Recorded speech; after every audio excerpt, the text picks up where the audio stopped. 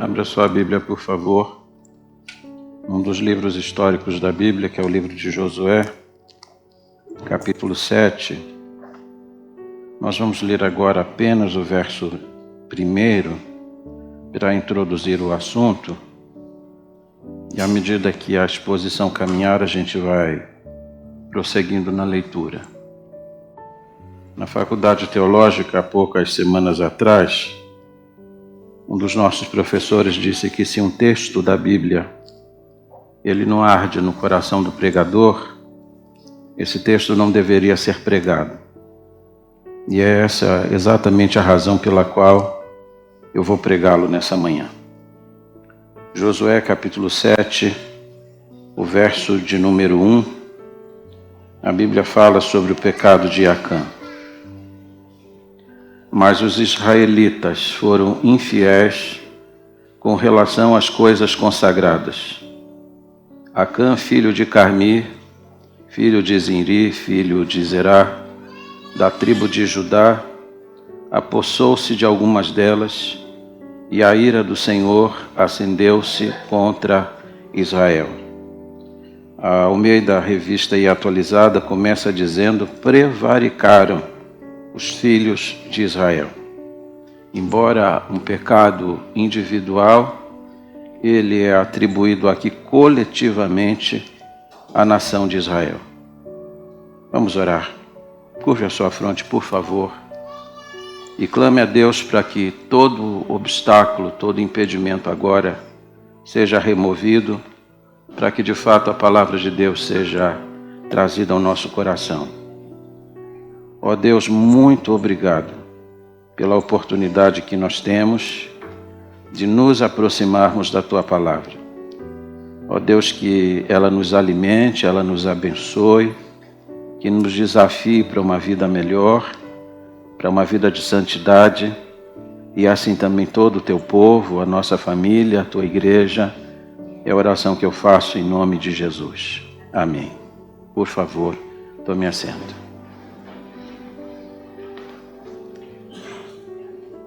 Todos nós sabemos que o pecado ele é grave. O pecado é a razão da morte, da destruição. Mas se existe uma coisa mais grave do que o pecado, é o pecado não confessado, o pecado oculto. Todos nós pecamos. Essa é uma realidade que nos acompanha. Mas muito mais grave do que sermos e cometermos pecados é agasalharmos e escondermos no coração o pecado. E aí a pergunta que fica para cada um de nós aqui hoje pela manhã, e é com ela que eu quero introduzir o sermão, existe algum pecado escondido na nossa vida? Existe algum pecado escondido na nossa tenda? Porque se vocês olharem para esse texto atentamente, vão ver que aquilo que era anátema, aquilo que era maldito, foi levado para dentro de casa. Foi escondido dentro da tenda. Cavou-se um buraco dentro de casa e escondeu-se o pecado ali. E isso vai resultar na destruição não apenas de Acã, mas de sua família e na derrota vergonhosa de Israel. O texto é um texto bastante bonito na medida em que nos mostra a santidade de Deus, mas é um texto bastante triste, porque mostra um momento de derrota na história de Israel. Vamos tentar relembrar a história e aí depois nós vamos às divisões que o texto ele impõe para cada um de nós. A Bíblia nos mostra que Israel vinha de um momento bastante auspicioso, de grandes vitórias. E é assim que tem que ser a marcha do povo de Deus. Os filhos de Israel haviam passado o Jordão a pé enxuto, e diz a Bíblia que eles fizeram isso no tempo da cega.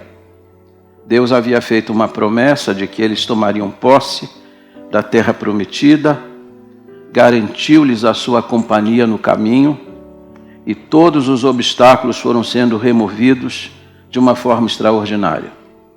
Chegaram diante do Jordão e diz a Bíblia que o Jordão está transbordando em todas as suas ribanceiras. E vocês sabem que peculiarmente Deus gosta de glorificar o seu nome nas situações em que nós reputamos como sendo impossíveis. Não tinha como atravessar o Jordão. Ele está no seu momento de ápice, no seu momento em que está transbordando. Mas as águas pararam como um montão e diz a Bíblia que o povo passou a pé enxuto porque obedeceu e creu na palavra do Senhor. Não obstante esse momento tão glorioso, agora está diante do povo a inexpugnável cidade de Jericó, a imbatível cidade de Jericó. Um historiador disse que Jericó não era apenas aparentemente imbatível. Jericó era imbatível do ponto de vista humano. Suas muralhas altas e espessas, seus homens belicosos na guerra, e Deus vai dar a Israel uma estratégia aparentemente tola: marchar em redor da muralha, em silêncio, 13 vezes, e na derradeira vez gritar. E aí diz a Bíblia que quando eles gritaram, a muralha veio abaixo. Eles entraram, saquearam, queimaram a cidade. Deus deu a vitória para eles. Os teólogos liberais dizem que a muralha caiu por causa da pressão sônica.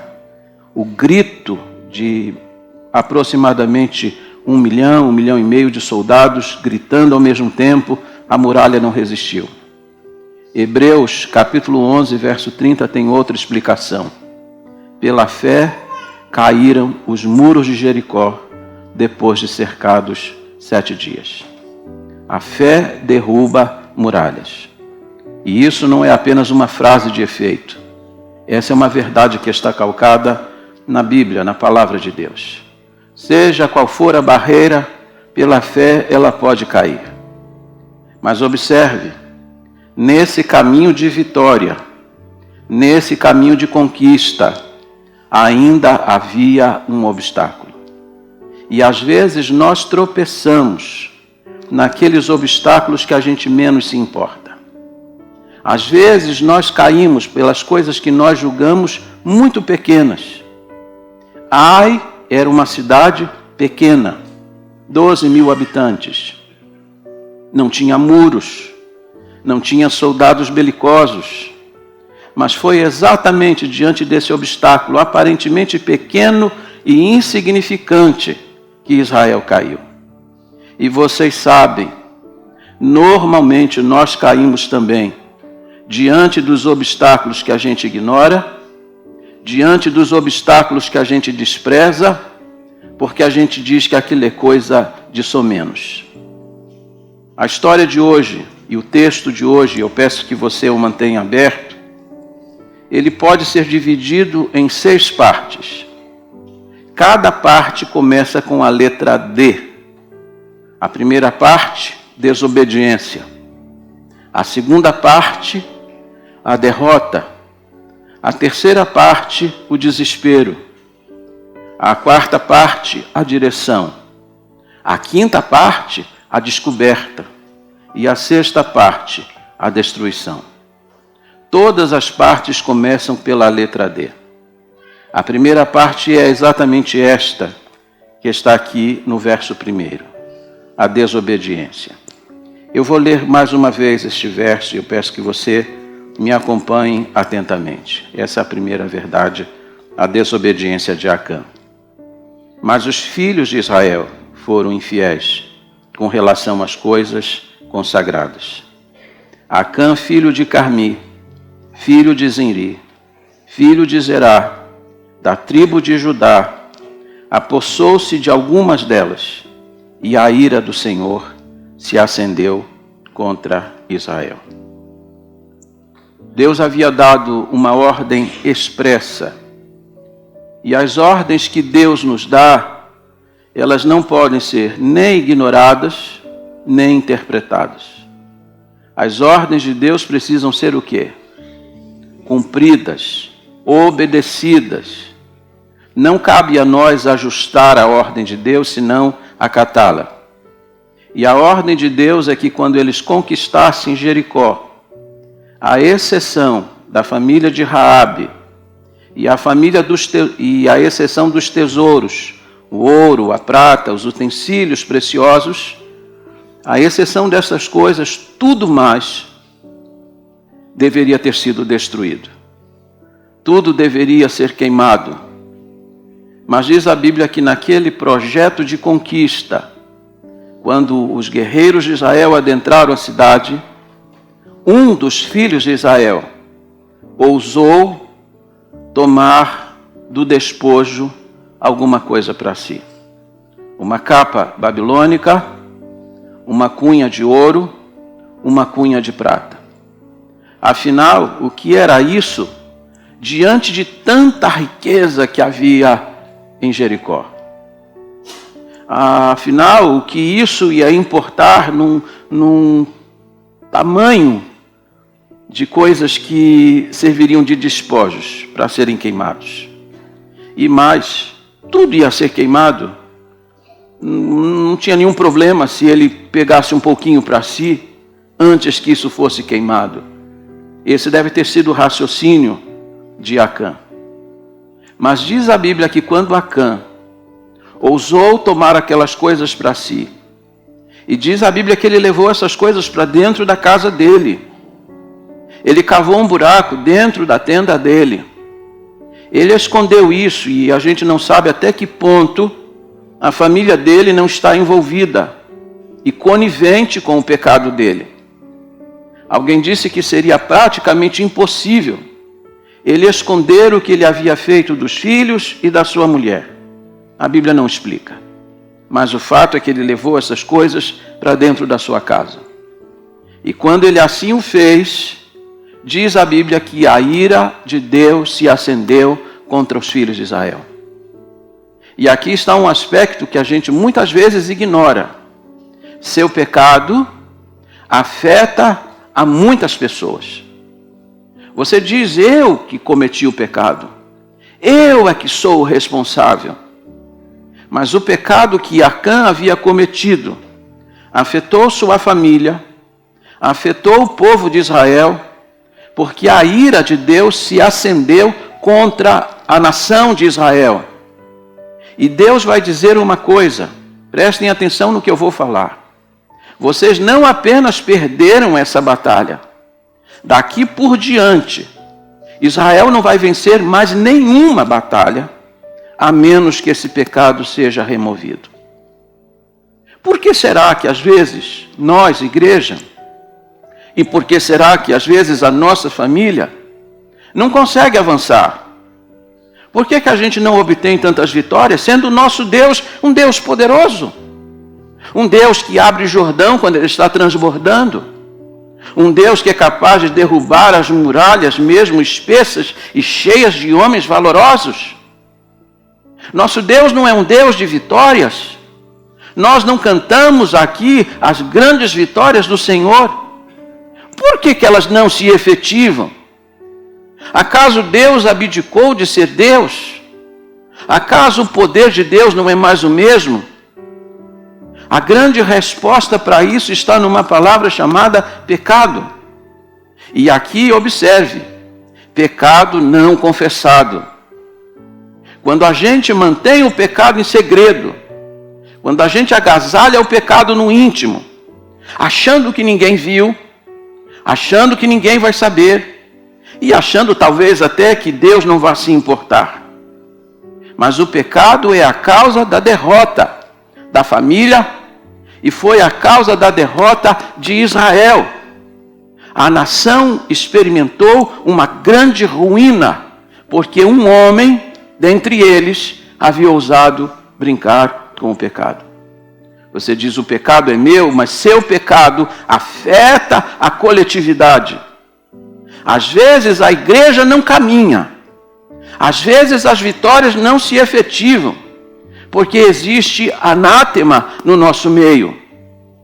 Eu sou pastor há quase 36 anos.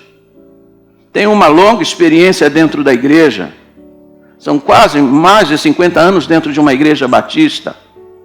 E eu sei que a única coisa que impede, que interrompe, que serve de acero, que impede a marcha da igreja é a coisa chamada pecado. Então o grande desafio aqui hoje cedo é que nós tratemos essas coisas. Você quer vitória na sua vida? Você quer vitória na sua família? Você quer vitória na igreja? É preciso trazer aquilo que está oculto e que Deus abomina e colocar diante dele. O pecado precisa ser tratado. O pecado precisa ser deposto aos pés do Senhor, se nós queremos marchar em vitória. A segunda coisa que nós precisamos olhar no texto é um segundo D, a derrota de Israel. A partir do verso 2. Acompanhe-me, por favor, na leitura. Sucedeu que Josué enviou homens de Jericó a Ai, que fica perto de Bet-Aven, a leste de Betel, e ordenou-lhes: subam e espionem a região. Os homens subiram e espionaram a Ai. Quando voltaram a Josué, disseram: não é preciso que todos avancem contra Ai. Envie uns 2 ou 3 mil homens para atacá-la. Não canse todo o exército, pois eles são poucos. Por isso, cerca de 3 mil homens atacaram a cidade. Mas os homens de Ai os puseram em fuga, chegando a matar 36. Eles perseguiram os israelitas desde a porta da cidade até Sebarim e os feriram na descida. Diante disso, o povo desanimou-se completamente. Naara diz que o coração do povo se derreteu como se fosse água. Observem o texto. Josué enviou uma patrulha, espias, para olharem a terra de Ai. Exatamente como ele havia feito com relação a Jericó. E aqui, quando os espias enviados à pequena cidade de Ai regressaram, disseram: a cidade é pequena, a cidade não inspira cuidados, essa vai ser uma vitória relativamente fácil.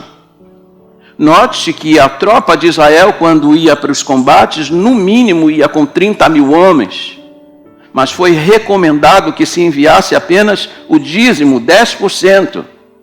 Com 10% vocês vão vencer facilmente esta batalha. É verdade que Ai estava a 1.000 metros acima do nível do mar. É verdade que a viagem para Ai implicava em 26 quilômetros de caminhada. Mas a vitória em relação a Ai seria uma vitória relativamente muito simples, sem nenhum grande esforço. Mas o inusitado aconteceu, porque os homens de Ai se levantaram. E não, notem mais, Israel está indo para o combate debaixo de desobediência. Israel está indo para o combate sem a bênção do Senhor. A garantia de vitória para a minha vida, para a vida dessa igreja, a garantia de vitória para a sua família, depende da bênção do Senhor. Sabe por que a gente sempre ousa aqui na igreja? Sabe por que eu estou sempre dando um passo de fé quando todas as possibilidades dizem não? Porque eu sei que nós dependemos sempre da bênção do Senhor, porque se Deus nos abençoar, todos os obstáculos serão transpostos. Mas eles estão indo em desobediência. Embora Israel não saiba, mas Deus sabia. Tinha pecado escondido dentro da casa de Acã. Tinha o produto do furto debaixo da sua tenda. E aí diz a Bíblia que os homens de Ai se levantaram e os abateram e os colocaram em fuga. E diz a Bíblia que Israel deu as costas aos seus inimigos. Não havia uma vergonha maior para um exército do que virar as costas com medo do exército adversário. E não obstante a isso, diz a Bíblia que 36 soldados de Israel morreram no combate. 36 famílias choraram seus mortos. A morte de um filho, a morte de um pai, a morte de um marido, exatamente porque tinha pecado no meio deles. E aqui eu chamo sua atenção para dois aspectos importantes. Primeiro, o aspecto comunal do pecado. Você diz: o pecado é meu, mas seu pecado afeta a coletividade. Se você olhar para esse texto, todos os verbos estão no plural. Verso 1 começa dizendo: prevaricaram, e não diz prevaricou. Verso 11 vai dizer: violaram, roubaram, tomaram. Deus atribuiu o pecado de Acã a toda a nação de Israel. Às vezes a gente não entende por que uma igreja não avança. Às vezes a gente não entende por que a família tem tantos problemas. Mas às vezes é o pecado de um afetando a todos. Seu pecado afeta a todos que estão por perto, mesmo que você não queira, mesmo que você não saiba. E pode ser essa a razão pela qual tantas vezes, e aqui olha para mim, tantas vezes nós estivemos aqui como aquele avião que já taxiou na pista, que está pronto para a sua decolagem, e a gente não saiu da pista.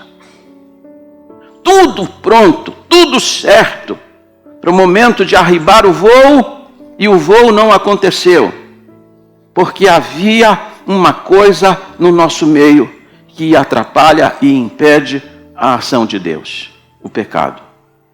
Diz a Bíblia que quando Acã pegou das coisas condenadas, a ira de Deus se acendeu. Esse não é um assunto popular na igreja evangélica atualmente. Não se gosta muito de falar de pecado. Os pregadores, os chamados pastores coach, dizem que se falar de pecado, isso afasta a plateia, diminui o auditório. Esse é um assunto tão delicado que John MacArthur escreveu um livro, Sociedade Sem Pecado. A nossa sociedade não gosta de ouvir sobre pecado. Nem a igreja gosta de ouvir sobre pecado. Mas gostando vocês ou não, eu não peço licença para tratar do pecado. Porque nós precisamos tratá-lo. Porque essa é a condição essencial para nós obtermos vitória pessoal, vitória com a nossa família e vitória com a igreja do Senhor. Nós somos um povo que foi chamado para obter vitória. Derrota não é lugar na vida do crente. Nesse sentido, sim. Eu sei que os pregadores da teologia da prosperidade dizem que você não pode ter vitória. Nesse sentido, você não deveria ter. Você faz parte de um povo que deveria estar obtendo sempre vitória. Mas a causa das nossas derrotas tem a ver com a falta da bênção do Senhor. Você quer vitória na sua vida? Quer vitória na sua família? Quer vitória na igreja? Isso depende de uma atitude sua efetivamente nesta manhã. Seu problema não é o pecado. Seu problema é o pecado oculto. Salmo 32, verso 3. Davi disse: enquanto eu calei os meus pecados, enquanto eu escondi os meus pecados, enquanto eu ignorei os meus pecados, a mão do Senhor pesava sobre mim. A mão de Deus pesa. Quantos aqui já sentiram o peso da mão do Senhor? Eu já. E não é agradável sentir o peso dela.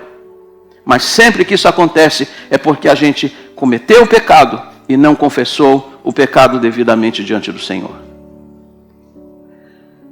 Segundo aspecto, o perigo da obediência parcial.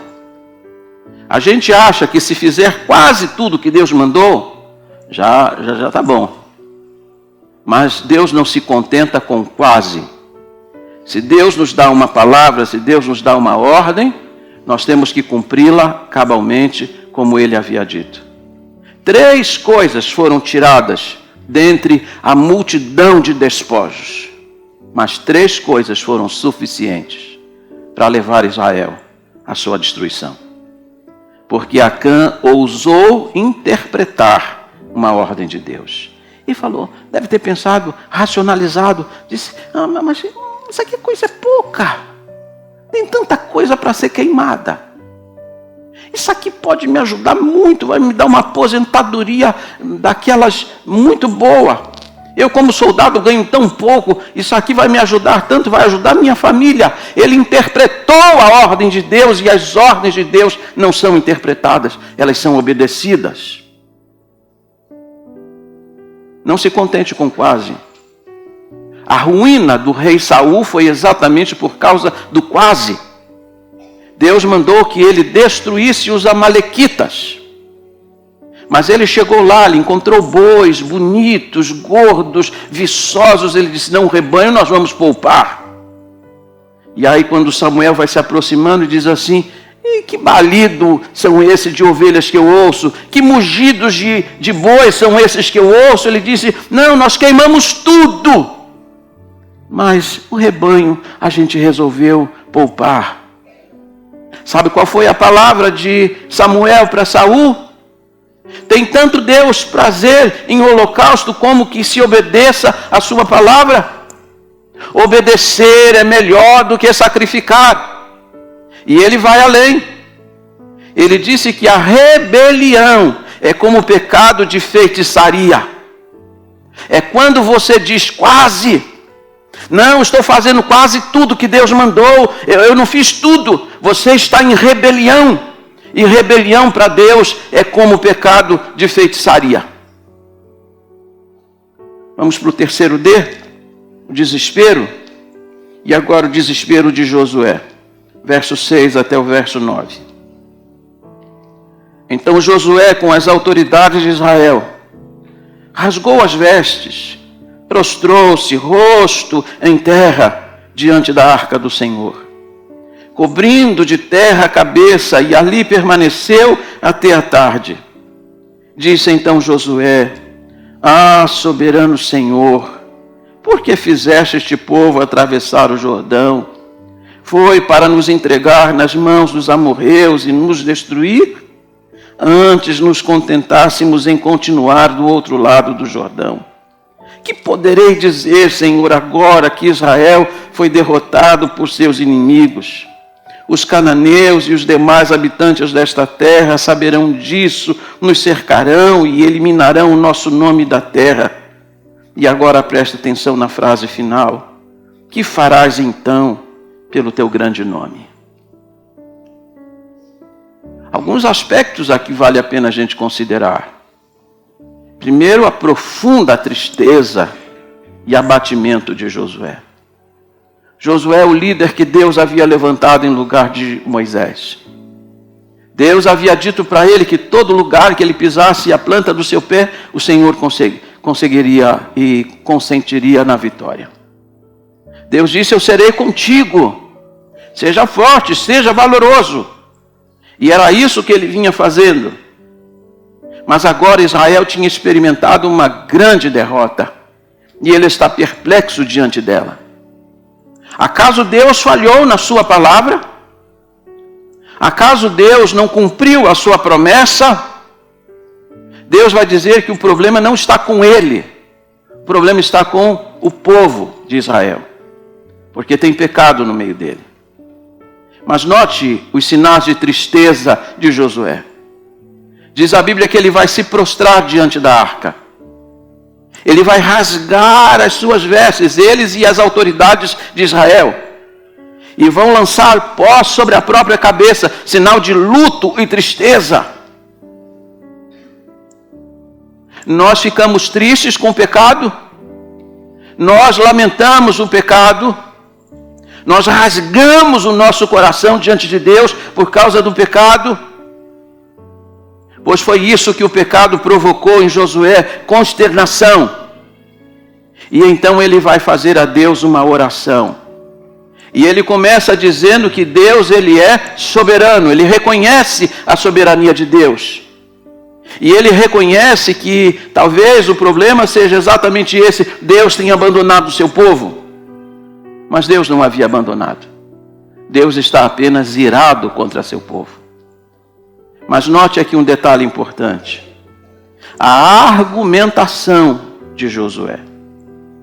Se você quer ser vitorioso na sua vida de oração, você precisa entender que a oração é um argumento que você apresenta para Deus. E você precisa fundamentar bem a sua argumentação. E qual é o ponto da argumentação dele? Ele disse: que fará o Senhor pelo seu grande nome? O que é que os povos vão dizer? Que o Senhor falhou? Que o Senhor nos tirou do Egito para nos entregar agora diante dessa pequena cidade de Ai? O que o Senhor vai fazer com o seu grande nome? Porque eles vão blasfemar do seu nome. O que Josué está dizendo para Deus é que ele está preocupado com a glória de Deus. E você sabe que tudo que Deus faz para a sua glória. Quando Deus fez este mundo, Ele fez para a sua glória. Quando Deus fez você, Ele fez para a sua glória. Quando Ele pensou na igreja, Ele pensou na igreja para a sua glória. Tudo que Deus faz para a sua glória.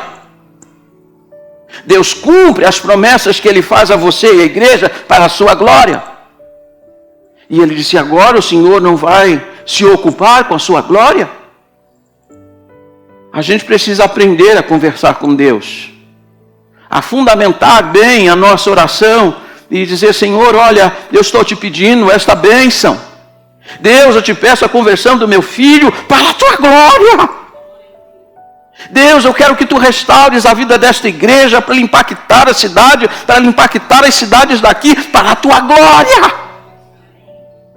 E se isso for sincero, Deus, restaura meu casamento para a tua glória. Deus, faz uma grande obra através da minha vida para a tua glória. Deus não vai se esquivar de ouvir a sua oração. Josué está preocupado com a glória de Deus. Você está preocupado com ela? Quando você se ocupa da santificação da sua vida e da sua casa, você está preocupado com a glória de Deus? Deus está recebendo aqui em casa a glória que lhe é devida. Deus está recebendo a glória que Ele merece através da minha vida. Pois quando Josué foi orar a Deus, ele fundamentou bem a sua oração. E ele calcou isso no princípio da glória de Deus, porque Deus deve receber toda a glória. Vamos para o quarto D, a direção, verso 10 até o verso 15. O Senhor disse a Josué: levante-se, porque você está aí prostrado. Israel pecou, violou a aliança que eu lhe ordenei, apossou-se de coisas consagradas, roubou-as, escondeu-as e as colocou junto de seus bens. Por isso os israelitas não conseguem resistir aos inimigos. Fogem deles porque se tornaram merecedores da sua retribuição. E agora presta atenção no finalzinho. Não estarei mais com vocês, se não destruírem do meio de vocês o que foi consagrado à destruição. Vá, santifique o povo, diga-lhes: santifiquem para amanhã, pois assim diz o Senhor, Deus de Israel: há coisas consagradas à destruição no meio de vocês, ó Israel, vocês não conseguirão resistir aos seus inimigos enquanto não as retirarem. Apresentem-se amanhã, uma tribo de cada vez. A tribo que o Senhor escolher virá à frente, um clã de cada vez. O clã que o Senhor escolher virá à frente, uma família de cada vez. E a família que o Senhor escolher virá à frente, um homem de cada vez. Aquele que for pego com coisas consagradas será queimado no fogo com tudo que lhe pertence. Violou a aliança do Senhor e cometeu loucura em Israel. Levante-se, Josué. Por que você está prostrado? Por que você ainda não começou a tomar as providências? Israel pecou e você está aí orando. Não, para de orar. É hora de agir. Não é curioso que nós sejamos exortados na Bíblia a orar sem cessar? E aqui nós encontramos um texto em que Deus manda parar de orar. Existe um momento em que a gente tem que parar de orar e começar a agir. E se você pensa que essa é uma passagem exclusiva nesse sentido, não é. Quando você lê o livro do profeta Jeremias, Jeremias está orando pela nação de Judá e Deus disse para ele: pare de orar. Agora não é hora de orar, agora é hora de agir. E Josué precisava agora encontrar aquele que tinha sido o culpado de trazer a derrota para Israel.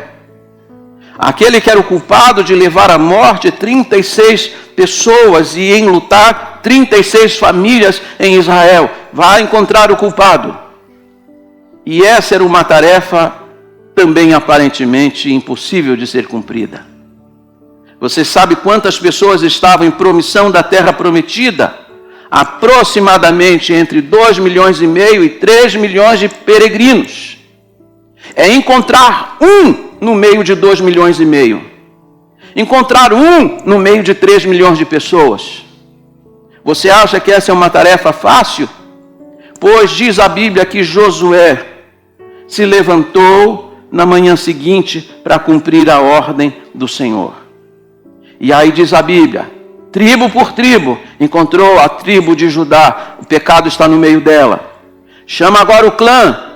E aí os clãs, foi identificado o clã de Zabdi. Agora chama as famílias. Agora encontra a família de Carmi. E agora dentro dessa família vamos encontrar a pessoa que cometeu o pecado. E encontrou exatamente o infrator.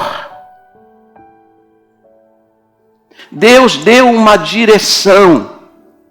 Quando a gente não sabe o que fazer, a gente se prostra diante de Deus. Reconhece a soberania dele, busca a glória dele, e em seguida Deus vai nos dar uma direção. Como que Josué ia resolver um problema desse? Por sua própria capacidade, por seu próprio intelecto? Deus deu uma direção para ele, porque quando a gente não sabe o que fazer, nós recorremos a Deus e Deus nos dá a direção certa. O problema já em Israel está sendo resolvido. O infrator está sendo descoberto. E esse é o meu quinto D, a descoberta do pecado. Verso 16. Na manhã seguinte, Josué mandou os israelitas virem à frente, segundo as suas tribos, e a de Judá foi escolhida. Os clãs de Judá vieram à frente e ele escolheu o dos Zeraitas. Fez o clã dos Zeraitas vir à frente, família por família, e o escolhido foi Zinri. Josué fez a família de Zinri vir à frente, homem por homem, e Acã, filho de Carmi, filho de Zinri, filho de Zerá, da tribo de Judá foi escolhida. Então Josué disse a Acã: meu filho, para a glória do Senhor, o Deus de Israel, diga a verdade. Conte-nos o que você fez. Não me esconda nada. Acã respondeu: é verdade que pequei contra o Senhor, o Deus de Israel. O que fiz foi o seguinte: quando vi entre os despojos uma bela capa feita na Babilônia, 2,4 kg de prata, e uma barra de ouro de 600 gramas. Eu os cobicei e me apossei deles. Estão escondidos no chão da minha tenda, com a prata por baixo. Deus abençoe a palavra dele aqui. Na manhã seguinte, na Almeida Revista e Atualizada, diz que na madrugada, Josué tinha pressa em obedecer a ordem do Senhor. Quando Deus dá uma ordem, você se levanta e se apresenta rapidamente para cumprir a ordem do Senhor. E aí, família por família, clã por clã, tribo por tribo, chegou-se a pessoa de Acã. E agora veja, Josué vai dizer assim para ele: meu filho, para a glória do Senhor, conte-nos o que você fez. Por que para a glória do Senhor? Porque aqui está provado de que ninguém esconde nada de Deus. Ele fez tudo em segredo. Colocou em andamento um plano absolutamente tolo. Vou pegar e vou esconder. E escondeu tão bem que cavou um buraco e colocou tudo lá e enterrou para que ninguém encontrasse. Mas quando ele fez tudo aquilo, Deus estava vendo. E agora Deus vai glorificar seu nome. Porque no meio de milhões, Deus vai trazer à frente o culpado do pecado, dizendo: ninguém aqui pode esconder pecado. É para minha glória que eu vou mostrar o infrator. Agora você olha para mim e pergunta: por que Deus não disse logo quem era o culpado? Por que Deus fez Israel passar por esse processo de chama tribo por tribo, chama clã por clã, família por família, até encontrar um culpado, se ele já sabia quem era? Deus fez assim para um processo pedagógico, para que o infrator naquela noite pensasse: e se me descobrirem? Não será melhor eu confessar de antemão? Não será melhor eu me apresentar voluntariamente? E mais, eu fico pensando em cada família dentro da sua tenda naquela noite, e o chefe da família perguntando para os filhos: acaso o pecado está aqui no nosso meio? Filho meu, você cometeu esse pecado? Filho meu, você cometeu esse pecado? Será que o pecado está aqui dentro da nossa casa? Mas você sabe, Acã ficou lá quietinho. E ele está vendo que cada hora o negócio está se aproximando. Encontrou a minha tribo. E aí eu estou vendo ele meio preocupado. E encontrou o meu clã. E o negócio está chegando perto. E agora é a minha família. E ele ficou mais preocupado ainda. Até que ele foi encontrado e identificado. Agora ele tem uma vantagem aqui. Ele confessou genuinamente o seu pecado. Filho meu, para a glória do Senhor, conte-nos o que você fez, não nos esconda nada. Ele vai fazer uma relação das coisas que ele pegou. Eu vi uma capa importada da Babilônia. Artigo importado é perigoso, viu? Não era uma capa qualquer, era uma capa babilônica. Eu vi lá uma cunha de ouro, eu vi lá uma cunha de prata, eu olhei, desejei, exatamente como aconteceu com Eva. Começou aonde? Nos olhos. Concupiscência dos olhos. Concupiscência no coração. Eu vi, olhei, desejei, quis tomar para mim, exatamente como foi o pecado original. E aí eu tomei e guardei para mim. A confissão dele foi sincera? Quem acha que sim? Eu acho que foi sincera. Sabe por que foi sincera? Porque ele não colocou mais. Eu sou pastor há quantos anos? Quanta gente já foi no meu gabinete confessar pecado? Mas normalmente quando as pessoas cometem um pecado e elas vão confessar, dizem: olha, eu cometi mas eu não teve outro jeito. Mas fulano foi culpado. Mas fulano me induziu. Ele não coloca mais na confissão dele. Ele disse: eu pequei. Eu tomei. Eu escondi. Eu guardei. Confissão sincera é assim, irmãos. Se você vai confessar pecado, você não fica atribuindo culpa para ninguém. Você diz para Deus: Senhor, eu sou o único culpado. Fui eu, Senhor. Eu sou o causador dessa desgraça. E note que a palavra desgraça aparece no texto original. Porque Josué diz assim para ele: você é o causador dessa desgraça.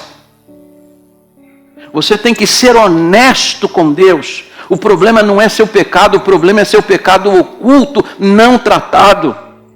pecou, confessa, trata o pecado diante de Deus, derrama seu coração, rasga o seu coração diante do Senhor. Diga, fui eu que cometi esse pecado, Senhor.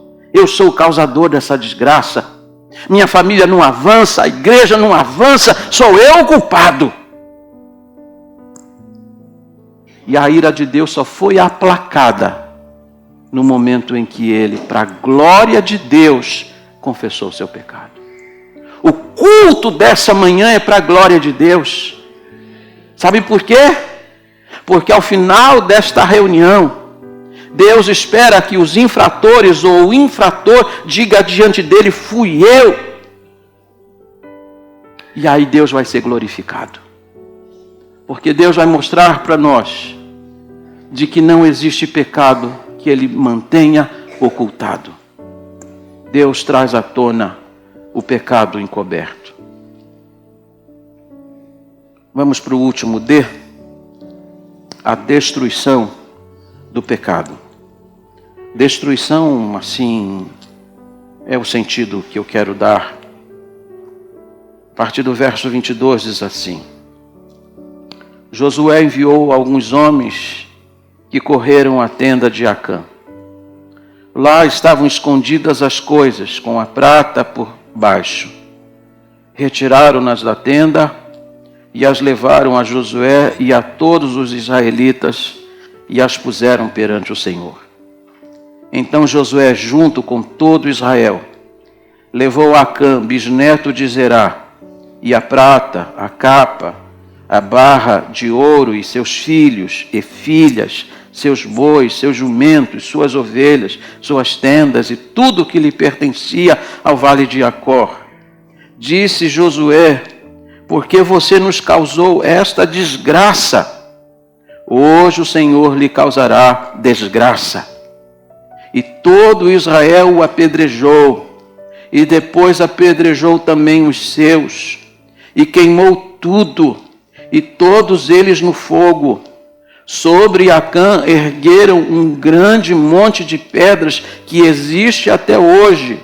Então o Senhor se afastou do fogo da sua ira. Por isso foi dado àquele lugar o nome de Vale de Acor, nome que permanece até hoje. 400 anos depois deste relato bíblico, ainda havia um monte de pedras naquele lugar. 400 anos depois deste relato, aquele vale ainda era chamado Vale de Acor. Sabe o que significa Acor? Vale da perturbação. Sabe qual era o significado do nome de Acã? Perturbação. Ele causou perturbação em Israel. Qual é a tragédia aqui? Foi levado ele, seus bois, seus rebanhos, seus bens, seus filhos, suas filhas, toda a sua família, e foram queimados e apedrejados. Ele causou destruição para a sua vida, causou destruição para a sua casa, causou destruição para a casa de Israel. Um pecado, um só. E você está aí achando assim, não, eu não sou um grande pecador. Foi só um pecado. Deus abomina o pecado. Um pecado só causou toda essa desgraça. A ira de Deus se acendeu. E Deus fez com que o pecado fosse destruído. Porque enquanto o pecado não é aniquilado e arrancado, não tem vitória. E aí veja o que diz o capítulo 8, versículo 1. Disse o Senhor a Josué, não tenha medo, não desanime, leve todo o exército com você e avance contra Ai. Eu entreguei nas suas mãos o rei de Ai, seu povo, sua cidade e sua terra. Quando a gente trata o pecado, sabe o que acontece? Vitória, conquista. Deus disse, agora vocês podem avançar. Agora a vitória está garantida. o pecado já foi tratado. Pecado tem que ser assim, tratado. E existem 3 formas da gente tratar o pecado. Primeira delas, reconhecer humildemente. Como é que a gente reconhece humildemente um pecado? Quando a gente nomina o pecado. Quando a gente dá nome para o pecado. Pecado tem nome. Nós nos acostumamos com uma oração genérica. Oh Deus, me perdoe meus muitos pecados. Quem aqui faz essa oração genérica? Tem crente que até ousa dizer assim, a multidão dos meus pecados. Fico desconfiado se é crente mesmo, porque crente de verdade tem uma multidão de pecados. Mas são orações assim genéricas. E oração genérica não leva você a lugar nenhum. Seus filhos não chegam para você, pai, e dizem assim, pai, me perdoe pelos meus muitos erros. Seu pai vai perguntar o quê? Que erro? Que falta que você está me pedindo perdão? Quando a gente vai a Deus humildemente, a gente dá nome para o pecado. Deus me perdoe porque eu falei isso de fulano. Deus me perdoe porque eu pensei isso hoje. Deus me perdoe porque eu tomei aquilo que era de alguém e eu preciso devolver. Você vai dizendo para Deus efetivamente o que você praticou, exatamente como fez Acã. Eu vi, eu tomei, eu guardei. Eu cavei um buraco, eu escondi e ainda coloquei a prata por baixo. Até a posição das coisas ele colocou diante do Senhor. Ele foi humilde para confessar seu pecado. Agora tem um detalhe. Ele confessou o pecado, creio que Deus perdoou o pecado, mas Deus não livrou ele do quê? Das consequências. Pecado é grave, por isso que a gente tem que fugir dele. Porque pecado sempre vai trazer consequências. Segunda coisa que você tem que fazer em relação ao pecado, o quê? Confessar sinceramente. E você sabe que a confissão é absolutamente necessária. No Salmo 66, 18, o salmista disse, enquanto eu calei, enquanto eu guardei, enquanto eu contemplava o pecado no meu coração, o Senhor não me ouvirá. Se eu não tratar logo isso e confessar, o Senhor não me ouvirá. Sabe qual é a razão de muitas orações não respondidas? Sabe por que a falta de efetividade na oração do povo de Deus? A gente ora, mas as coisas não acontecem. Porque não há confissão sincera. Seja sincero com Deus. Não maqueie a coisa, não enfeita a coisa, não acolcheie a coisa. Apresente o pecado tal como ele é. E por último, abandone imediatamente. Provérbios 28, 13. O que encobre a sua transgressão nunca prosperará. Mas quem as confessa e deixa alcançará a misericórdia. Vou repetir. O que encobre a sua transgressão nunca prosperará. Mas quem as confessa e deixa, alcançará o quê? Misericórdia. Você tem que ser humilde para admitir. Tem que ser sincero para confessar. E tem que ser rápido para abandonar. E aí Deus te abençoa com prosperidade. Essa é a verdadeira prosperidade. A vitória do Senhor virá para a glória de Deus. Porque tudo que Deus faz o quê? Para a sua glória. A congregação, feche seus olhos, por favor. Eu não queria pregar esse sermão. Não queria. Tentei fugir desse texto essa semana, porque eu não queria. Mas Deus não me deu alternativa. Tem pecado no nosso meio. Tem pecado no nosso meio.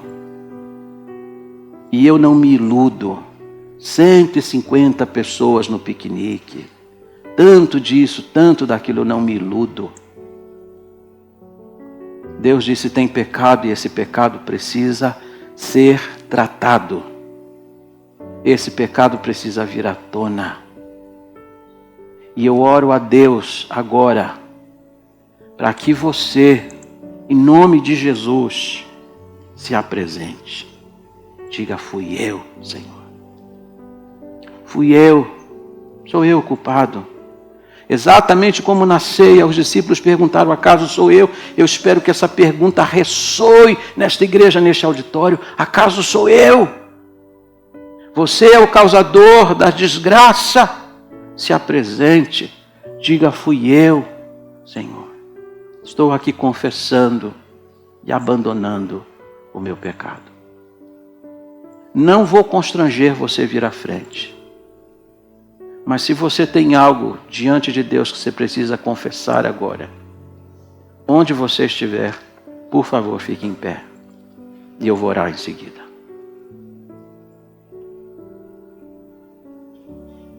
Amém. Amém.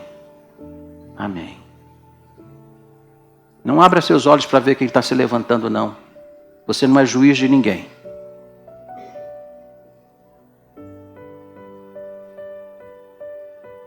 A glória de Deus precisa ser restaurada neste lugar. Deus está para dar uma grande vitória para esta igreja. Mas o pecado aqui precisa ser tratado, porque com o pecado aqui a gente não avança. E tem mais gente aqui que precisa ficar em pé. Tem mais gente que precisa ficar em pé. Tem mais gente que precisa ser humilde. Abandonar isso, abandonar aquilo. Gente bebendo, gente fumando, gente jogando. Gente fazendo o que Deus não aprova. Gente sendo infiel com Deus, sendo infiel nos seus bens, escondendo de Deus aquilo que é dele. Isso é pecado. Deus não pode fazer a igreja avançar.